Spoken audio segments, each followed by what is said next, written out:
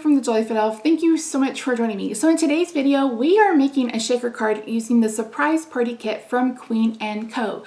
I bought this kit when it launched, and I want to say it launched in like March or April, and I've been meaning to put it to good use, and my brother just had a birthday, and so I thought, well, that's perfect. So I am going to share with you how I made his birthday card using this shaker kit.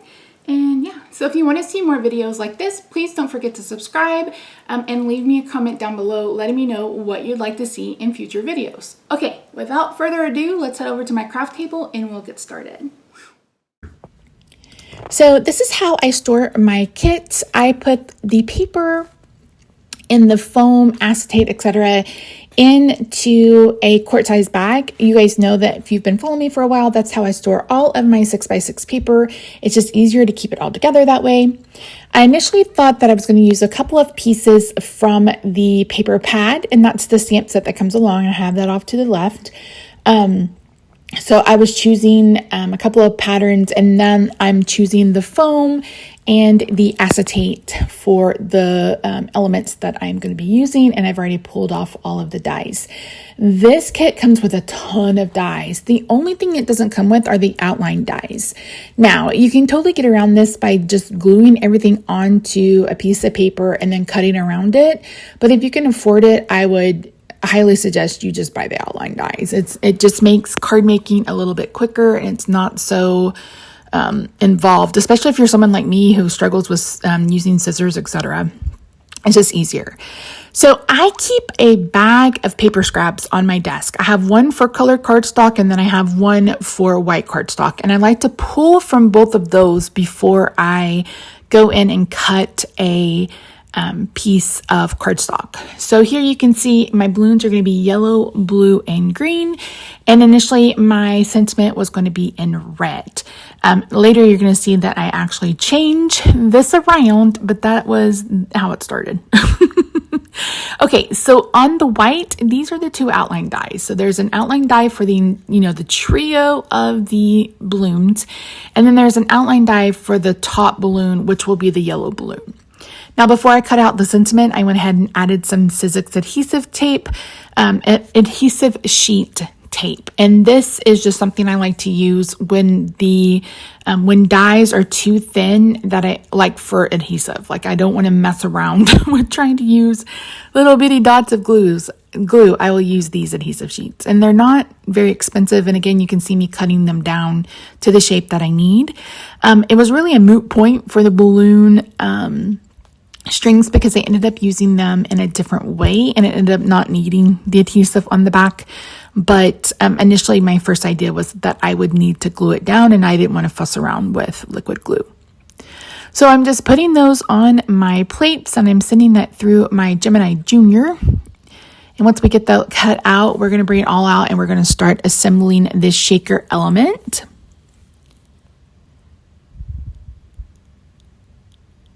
Then I'm going to go ahead and bring in the square. I wanted a frame. There is a huge scallop circle that you could use. You could use this one. Again, there's so many dies on this. And what I love about the dies is that they can be their own elements, or you can make them into a shaker element. You don't have to, if you run out of stuff, you absolutely don't have to just use them for shaker cards.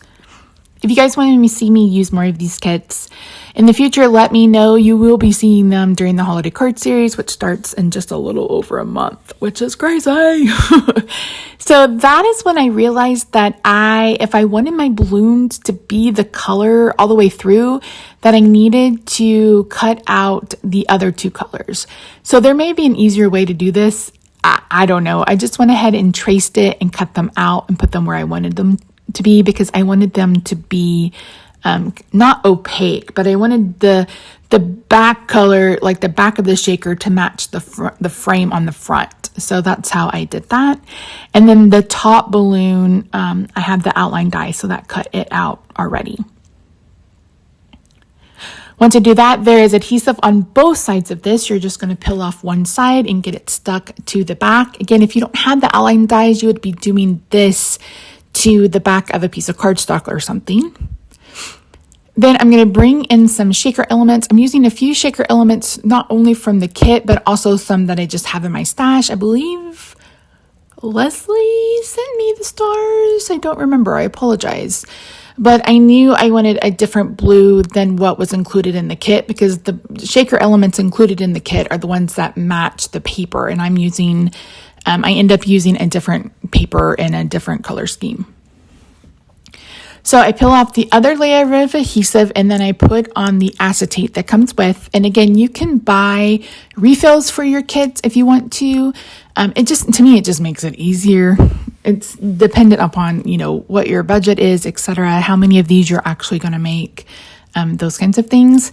Initially, I thought I would glue these down with glue dots, but then I decided to just go ahead and use tape runner and just remove the excess glue. So I'm just getting these lined up, and I'm going to get these glued, and then that will be it for the shaker elements. And then we're going to move on to the actual card. And again, like I said, assembling, die cutting, etc. takes a little bit of time. But what took me the longest on this card was figuring out a layout. You guys know I love to play with paper. This is a doodlebug birthday for a boy. I don't remember what it's called. I apologize. I've had this for years and years. But I believe this is actually the same paper I used last year on his birthday card when I used the, I think I made that mouse card for Scrapbook Pal with the mice from MFT. I need to pull those out again because I recently just bought the dies. So I decided to go with this happy birthday paper, and then I decided that I wanted that blue instead of the red for my sentiments. So I'm going to go ahead and just cut these down. I believe I cut this down to 4 1/8 by 5 3/8, and then I just kind of layered everything on top of it. I really love doodlebug paper. You guys know I love doodlebug paper. I'm going to bring in, I want to say this is Night of Navy from Stamping Up. And also maybe a navy from Simon Says Stamp. I honestly don't remember. I made this card like a month ago, and I'm just now getting around to getting it edited and the voiceover done. So I'm going to go ahead and get everything glued together. Again, just using some tape runner. I've got this tape off of Amazon. I don't remember which one it is, but I got like the 80 pack, and I'm so glad I did, because I go through tape runner like crazy. So I am using a card base that measures 4 1/4 by 11. I scored it at 5 1/2. I like to do mostly top folding cards. You'll see me do a lot of those. You'll see me also get everything crooked and then try to redo it. So yeah, that happens too. So I am bringing in a white card layer for the inside that measures 4 by 5 1/4. You guys know I like to do that when my card bases are dark. So I'm going to go ahead and get everything adhered. I'm going to adhere this square to the card, and then I'm going to bring in, initially I was going to use this Scotch adhesive, but this was an old one and it was awful. So I ended up just throwing all of that away and bringing in some of the little mini dots and just using the adhesive that's around that. And you can see me just cutting it down here. It was just easier. I don't know what it was about that particular Scotch adhesive, but it was like plastic. And then I have one that you'll see in the holiday card series coming up, because I've been pre-filming for that.